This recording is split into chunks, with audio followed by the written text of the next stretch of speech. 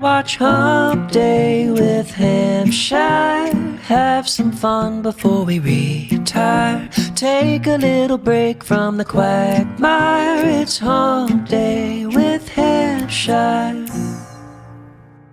So originally we were planning for this to be our big Pride Bonanza special. I mean, it still is, obviously.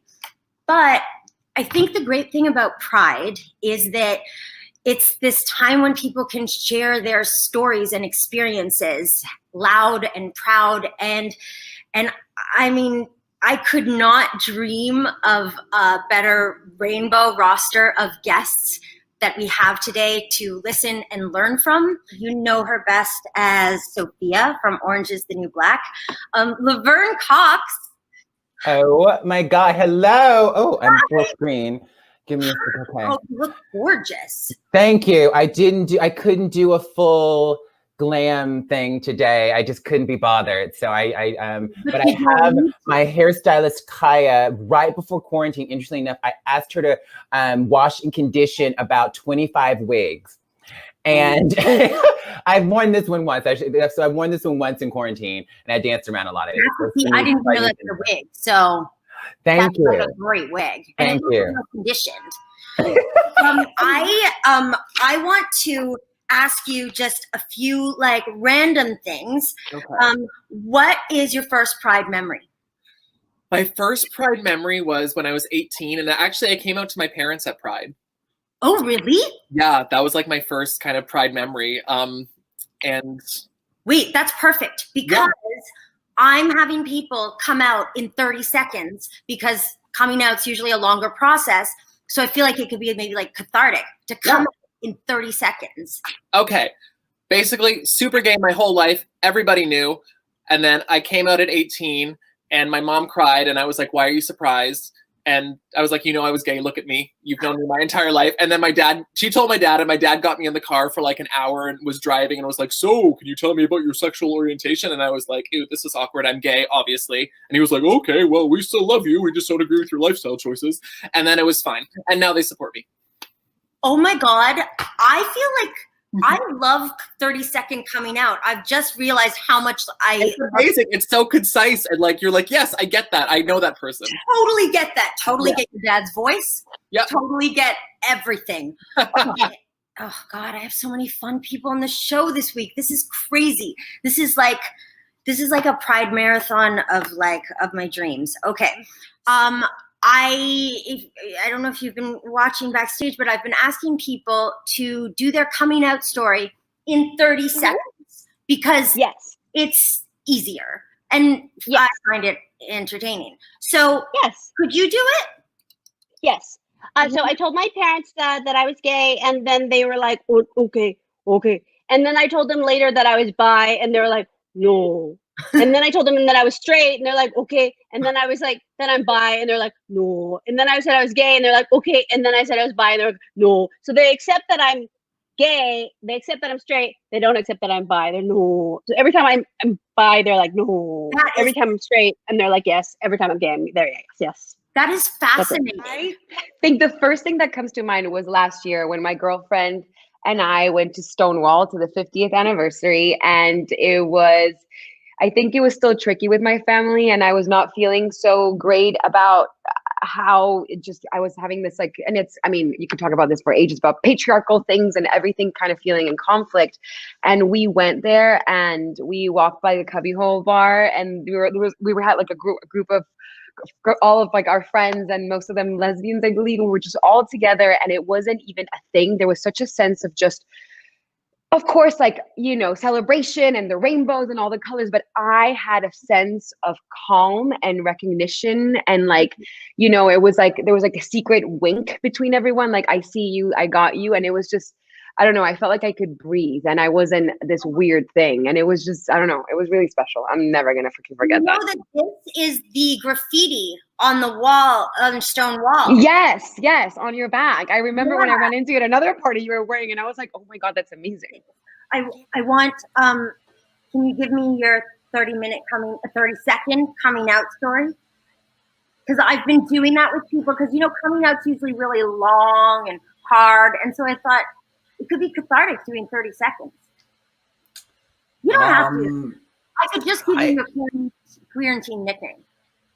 I don't even remember my coming out story because it would all, you know why it's blurry? Because I studied acting and immersed myself in theater, and coming out didn't matter. I was just like, I'm doing it. I'm doing what I love to do. Whether you're gay or not, you're gay if you're in the theater group.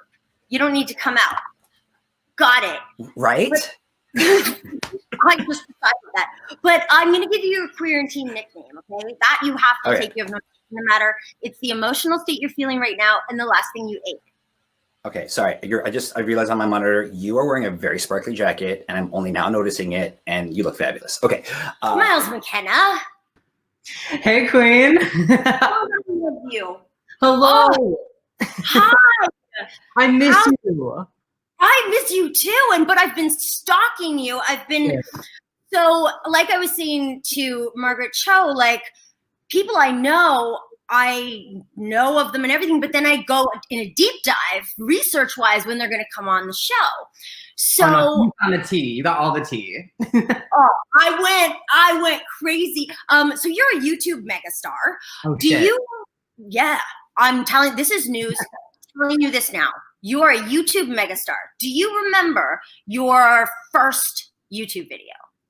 Oh yeah. I mean, I started making YouTube videos when I was 11 because I've always been an only. I shouldn't say I was an only child, but like we only. So like after school, like I just would talk to my camera, and I think in place of that, like it would have been a sibling. So kind of like through time, it changed from being something after school that I would do for fun to then like really a lifeline and like, a support system with all these other people that identified the same way I did before I even had the language to put to how I felt.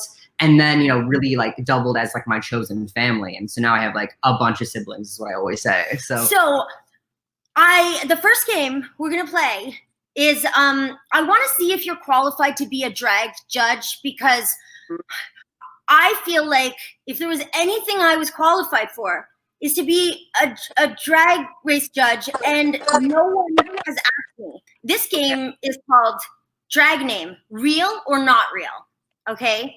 How it's played, you have to listen carefully, it's very complicated. Okay. I'm gonna say a drag name, and you have to say whether it's real or not real. And there's stakes to this, okay?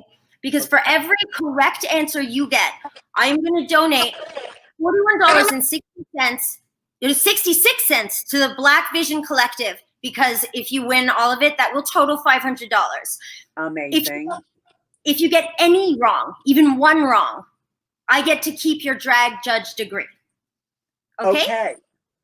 So, on your mark, get set, drag name, real or not. Monty Stat. Monty Stat. That would be a good name, but I haven't heard of her, so I'm going to say it's not real. It's real. Is it? Yes. That sounds like a copyright infringement, but I love the name. Carnie Asada. Oh, that's real. I've heard of her. You're the worst drag judge ever. I'm taking your degree now. That's fake. What? I know there's a Carne Asada. No. And I'm still going to donate anyways, because the world shouldn't suffer because you're a bad drag name. Thank you for that. Kitten Caboodle. That's really good too. I'm going to say that's a real person. I'm terrible, right? But so at the beginning, I was mentioning my kind of, I guess, coming out story-ish, but I feel like coming out is usually like a really long process for people. So I thought on this show, people could do like their coming out story in 30 seconds. Would you do your coming, like, for example, mine would be like, I like this person. And then I said, then people had an opinion on it. And they were like, is Stevie a lesbian? Is Emily bi? Who's Emily? And then I was like, Dan, what am I? And Dan was like, you're Pan. And I was like, I'm Pan. sexual. That was a beautiful coming out story. Okay. I think mine is, I was in the car with my dad. He asked me if I was gay. I said yes. He said, oh, you're going to have to tell your mother that. So we went home. I told my mother. She cried. This was in June. Then in December, I asked if I could invite my girlfriend to the holidays. She said, why do you keep bringing this up? And then we didn't talk about it for another year. And now she's a happy grandmother of 2 of my children, and I'm married. I love 30-second coming out. Okay. Jeffrey? Hi. It's time for you to perform your Pride anthem. And I hope you're paying close attention because it has to be an anthem. Yeah, it was a great show. Great show. A lot of guests. A lot of guests. My hands were so dry. Like chapped, like John Travolta's butt.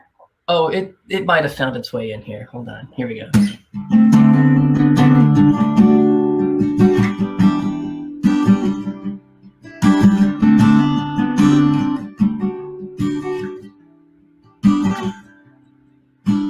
Hey Emily, thanks for having me back. Along with Laverne from Orange is the New Black. Sarah Kate Ellis, president of GLAAD. Spelled with 2 A's, that's why I sing it like that. Brooke Lynn Hytes is Canadian, y'all. Probably the best drag name of them all. So happy that Margaret Cho came on. I got to put John Travolta's butthole in a song. Butthole in a song. Butthole in a song. That was an effect. Lorenza Izzo is an acting queen. She even got 5 stars on WikiFeed. Let's all hop on that site and help out Emily. Then abruptly delete your browser history. Up next was Miles, a YouTube megastar. Learn to guard your magic so you can show your heart. Speaking of magic, there was Vincent Rodriguez, an actor, a singer whose magic is genius. Then came the OG, Carson Kressley, queer eye for the straight guy, trailblazing royalty. Had a lot of fun horsing around, but let me get just a little bit serious now.